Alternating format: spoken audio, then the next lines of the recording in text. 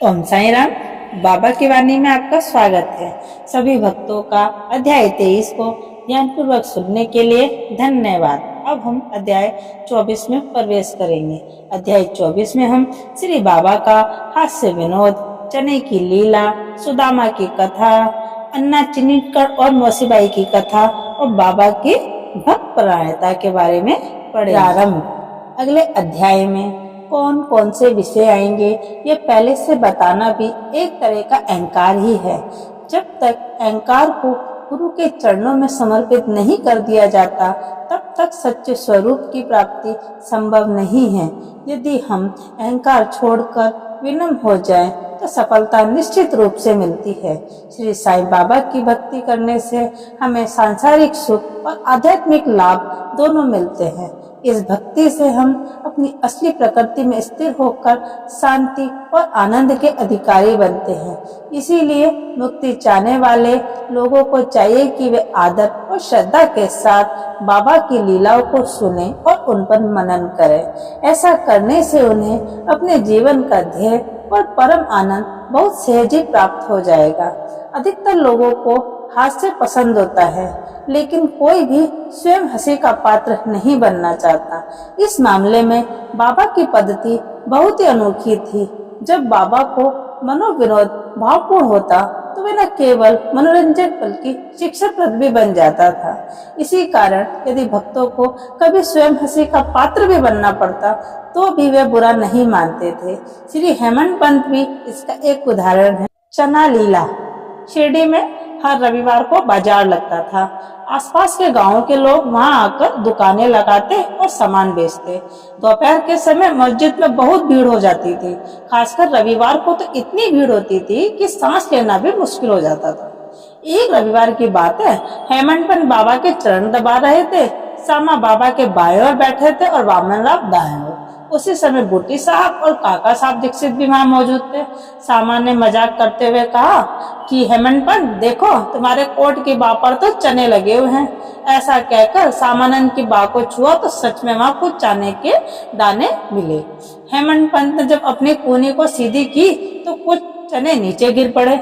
आसपास के लोगों ने वह दाने उठाकर देखे। अब ये सब देखकर भक्त हंसने लगे और सोचने लगे कि ये चने आखिर आए कहाँ से। सबको आश्चर्य हुआ कि इतने समय तक दाने कोट में अटके कैसे रहे। किसी के पास इसका कोई जवाब नहीं था। तब बाबा मुस्कुराकर बोले, हेमंत पंत को एकांत में खाने की आदत है। आज बाजार का दिन है, ये रास्ते में चने खा रहे थे और वहीं से दाने इनके कपड़ों में फंस गए। मैं इनकी इन आदतों को अच्छी तरह जानता हूँ। ये चने तो मेरे कहे का सबूत है, इसमें हैरानी कैसी। हेमंत पंत बोले, बाबा मुझे कभी अकेले में खाने की आदत नहीं है। मैंने तो आज बाजार देखा भी नहीं और जब भी खाना खाता हूँ तो आसपास के लोगों को उनका हिस्सा दिए बिना कभी नहीं खाता। फिर मुझ पर यह दोष क्यों लगाया जा रहा है। बाबा ने कहा, तुम्हारी बात सही है, लेकिन जब तुम्हारे पास कोई ना हो तब क्या कर सकते हो। अच्छा बताओ, जब भी तुम भोजन करते हो क्या तुम्हें मेरी याद आती है? क्या तुम पहले मुझे अर्पण करते हो फिर भोजन करते हो? क्या मैं हमेशा तुम्हारे साथ नहीं रहता? शिक्षा। बाबा इस घटना से हमें ये शिक्षा देना चाहते हैं कि जब भी हम इंद्रियों आँख, कान, जीभ, नाक, त्वचा, मन और बुद्धि से किसी भी वस्तु का अनुभव या स्वाद लेना चाहें, उससे पहले हमें बाबा या ईश्वर का स्मरण करना चाहिए। ये स्मरण ही वास्तव में अर्पण करने का तरीका है। हमारी इंद्रियां हमेशा किसी न किसी वस्तु या विषय के बारे में सोचती रहती हैं। उन्हें खाली नहीं रखा जा सकता, लेकिन अगर हम उन वस्तुओं का उपयोग करने या भोगने से पहले ईश्वर को अर्पित कर दें तो उसमें हमारी शक्ति, लालच या मोह अपने आप कम हो जाती है। इसी तरह हमारी इच्छाएं, क्रोध और लालसा जैसी बुरी प्रवृत्तियों को भी पहले ईश्वर को समर्पित कर देना चाहिए और मन को गुरु की ओर मोड़ देना चाहिए। अगर ये अभ्यास रोज किया जाए तो भगवान हमारी बुरी प्रवृत्तियों को दबने में हमारी मदद करते हैं। जब भी हम किसी विषय का आनंद लेने जाएं तो पहले ये सोचना चाहिए कि क्या बाबा की उपस्थिति में ये करना उचित है या नहीं। इस सोच से हमारे आचरण में सुधार होगा। धीरे धीरे हमारे अंदर गुरु के प्रति प्रेम बढ़ेगा और शुद्ध ज्ञान की प्राप्ति होगी। जब ज्ञान बढ़ता है तो शरीर से जुड़ी हुई सामान्य बुद्धि खत्म होकर हमारा मन चित्त परम चैतन्य में लीन हो जाता है। असल में गुरु और ईश्वर दोनों अलग नहीं हैं। जो उन्हें अलग समझता है वे अज्ञानी हैं और ऐसे व्यक्ति को ईश्वर दर्शन भी नहीं हो सकता। इसीलिए हमें सब भेदभाव भूलकर गुरु और ईश्वर को एक ही मानना चाहिए। गुरु की सेवा करने से निश्चित ही ईश्वर की कृपा मिलती है। तब वे हमारे मन को शुद्ध कर हमें आत्मज्ञान देते हैं। निष्कर्ष यह है कि बिना ईश्वर और गुरु को अर्पण किए हमें किसी भी इंद्रियों से जुड़ा विषय का आनंद नहीं लेना चाहिए। ऐसा अभ्यास करने से हमारी भक्ति लगातार बढ़ेगी और फिर बाबा की सुंदर मूर्ति हमेशा हमारी आंखों के सामने बनी रहेगी और हमें भक्ति, वैराग्य और मोक्ष जल्दी मिल जाएगा। जब ध्यान गहरा हो जाता है तब भूख, प्यास और संसार की यादें भी मिटने लगती हैं। सांसारिक चीजों का आकर्षण अपने आप खत्म हो जाता है और मन को शांति और सुख मिलता है। सुदामा की कथा। हेमंत पंत को चना वाली घटना सुनाते समय सुदामा की कथा याद आती है। ये कथा भी वही शिक्षा देती है।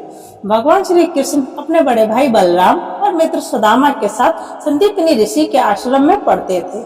एक बार गुरुजी की पत्नी ने सुदामा को कुछ चने दिए और कहा कि इन्हें जंगल में लकड़ी काटने गए कृष्ण और बलराम को दे देंगे। जब सुदामा जंगल पहुँचे तो कृष्ण ने उनसे पानी मांगा। सुदामा ने कहा, भूखे पेट पानी पीना ठीक नहीं है, पहले थोड़ा आराम कर लो। लेकिन उन्होंने चने के बारे में कुछ नहीं बताया और न ही कृष्ण को वो दिए। थके हुए कृष्ण सुदामा की गोद में सिर रखकर सो गए। सुदामा ने सोचा कि अभी मौका है और उन्होंने चुपके से चने खाना शुरू कर दिया। चने खाते समय आवाज हुई। कृष्ण अचानक जागे और बोले, दादा ये कड़क कड़क कैसी आवाज आ रही है, तुम क्या खा रहे हो? सुदामा ने झूठ बोल दिया, अरे यहाँ खाने को है ही क्या, मैं तो ठंड से कांप रहा हूँ इसलिए मेरे दांत बज रहे हैं। कृष्ण तो सर्वज्ञानी थे। उन्होंने कहा, अभी मैंने सपना देखा कि कोई व्यक्ति दूसरे का अन्न खा रहा है। और जब उससे पूछा गया तो उसने कहा, मैं तो धूल खा रहा हूँ। फिर उससे कहा गया, ऐसा ही हो। अगर सुदामा को पता होता कि कृष्ण सब जानते हैं तो वह ऐसा कभी न करते। इसी कारण कृष्ण के इतने बड़े मित्र होने के बावजूद सुदामा ने अपना जीवन दरिद्रता में बिताया। लेकिन बाद में जब उनकी पत्नी सुशीला ने बहुत मेहनत से थोड़ा सा चावल इकट्ठा किया और सुदामा उसे कृष्ण को भेंट के रूप में ले गए, तब कृष्ण बहुत प्रसन्न हुए और बदले में उन्होंने सुदामा को सोने की नगरी दे दी। इससे शिक्षा मिलती है कि जो लोग बिना बांटे चोरी छुपे खाते हैं उन्हें ये कथा याद रखनी चाहिए। शास्त्र भी कहते हैं कि पहले अन्न भगवान को अर्पित करो और फिर बचे हुए को ग्रहण करो। यही शिक्षा बाबा ने भी हंसी हंसी में दे दी। अन्ना चिंचिनकर और मौसी। श्री हेमंत पंत एक मजेदार घटना सुनाते हैं। इसमें बाबा ने हंसी मजाक के बीच झगड़ा शांत किया। दामोदर घनश्याम बाबरे, जिन्हें अन्ना चिंचिनकर कहते थे, बाबा के भक्त थे। अन्ना बहुत सीधे और निडर स्वभाव के इंसान थे। वे हमेशा साफ साफ बोलते थे और व्यवहार में भी सीधे सपाट रहते थे। देखने में थोड़े रूखे लगते थे पर असल में वे दिल से बहुत सच्चे और बिना कपट वाले व्यक्ति थे। इसी वजह से बाबा उन्हें बहुत प्यार करते थे। एक दिन बहुत सारे भक्त अपनी अपनी तरह से बाबा की सेवा कर रहे थे। कोई हाथ दबा रहा था तो कोई पैर। बाबा का एक हाथ रेलिंग पर टिका हुआ था। उसी समय एक बुजुर्ग विधवा महिला भी बाबा की सेवा कर रही थी। उनका नाम था वेणुबाई कोजलगी, लेकिन सब उन्हें मौसीबाई कहते थे। बाबा उन्हें प्यार से माँ कहते थे। मौसीबाई दोनों हाथों से बाबा का शरीर दबाकर मालिश कर रही थी। कभी कभी वे इतनी ताकत से दबाती कि बाबा का पेट और पीठ लगभग मिल जाते। दबाव की वजह से बाबा इधर उधर खिसक जाते। दूसरी तरफ अन्ना चिचिकल भी सेवा में लगे हुए थे। मालिश करते समय मौसीबाई का सिर ऊपर से नीचे हो रहा था। अचानक उनका चेहरा अन्ना के बहुत पास आ गया। मौसीबाई मजाकिया स्वभाव की थी। उन्होंने हंसकर ताना मारा, ए अन्ना, तू बहुत बुरा आदमी है, मेरा चुम्बन करना चाहता है। इनके बाल तो सफेद हो गए लेकिन चुम्बन लेने में इन्हें शर्म नहीं आती। ये सुनकर अन्ना गुस्से में आ गए। उन्होंने कहा, तुम कहती हो कि मैं बुरा और बूढ़ा हूँ? क्या मैं पागल हूँ? तुम ही मजाक करके मुझसे झगड़ा कर रही हो। आसपास खड़े भक्त ये सब देखकर खूब हंस रहे थे, लेकिन झगड़ा बढ़ ना जाए इसलिए बाबा ने बीच में आकर बड़ी प्यारी सी बात कही। अरे अन्ना, तुम बेकार ही गुस्सा कर रहे हो। माँ का चुम्बन करने में गलती क्या है? बाबा की यह बात सुनकर दोनों शांत हो गए और वहाँ मौजूद सब लोग जोर जोर से ठाके लगाने लगे। बाबा का ये मजेदार अंदाज सबके दिल को बहुत भा गया। बाबा की भक्त परायणता। बाबा अपने भक्तों को उनकी इच्छा के अनुसार सेवा करने देते थे। वे इसमें किसी भी तरह का हस्तक्षेप बिल्कुल पसंद नहीं करते थे। एक बार की बात है, मौसी बाई बाबा का पेट बहुत जोर से दबाकर मालिश कर रही थी। ये देखकर वहाँ बैठे लोग घबरा गए और बोले, माँ जरा धीरे धीरे दबाओ, नहीं तो बाबा की नाड़ियाँ और आंतें टूट जाएंगी। लोगों ने इतना ही कहा था कि बाबा तुरंत उठ बैठे। उनकी आंखें अंगारों की तरह लाल हो गई और वे गुस्से में भर गए। वहां मौजूद किसी की हिम्मत नहीं थी कि उन्हें रोके। बाबा ने दोनों हाथ से एक सटका उठाया, उसका एक सिरा अपनी नाभि पर टिकाया और दूसरा सिरा जमीन पर, और फिर वे उसे जोर जोर से पेट पर धक्का देने लगे। सटका लगभग 2-3 फुट लंबा था। ऐसा लग रहा था जैसे बाबा के पेट में घुस जाएगा। ये देखकर सब लोग डर से कांप उठे। उन्हें लगा कि बाबा का पेट फट जाएगा। माहौल ऐसा हो गया मानो सब लोग बिना आवाज के खड़े गूंगों की भीड़ हो। असल में भक्तों का इरादा तो अच्छा ही था। मौसी बाई भी बस सेवा करना चाहती थी। किसी का मन बाबा को कष्ट देने का नहीं था, लेकिन बाबा किसी को भी अपने काम या अपनी सेवा के तरीके में जरा सा भी हस्तक्षेप बर्दाश्त नहीं करते थे। सब लोग सोचने लगे, हमने तो शुभ भाव से काम किया था, पर यह तो विपरीत हो गया। वे लोग केवल तमाशबीन बनकर रह गए, कुछ कर ही नहीं पाए। फिर सौभाग्य से बाबा का गुस्सा शांत हो गया। उन्होंने सटका छोड़ दिया और वापस अपने आसन पर बैठ गए। इस घटना से भक्तों ने ये सीख ली कि अब वे कभी किसी की सेवा में दखल नहीं देंगे। हर कोई अपनी अपनी श्रद्धा और भक्ति के अनुसार बाबा की सेवा करे, क्योंकि असली मूल्यांकन करने वाले सिर्फ बाबा ही हैं। श्री सद्गुरु साईनाथ को समर्पित। आपका दिन शुभ हो। ओम साई राम।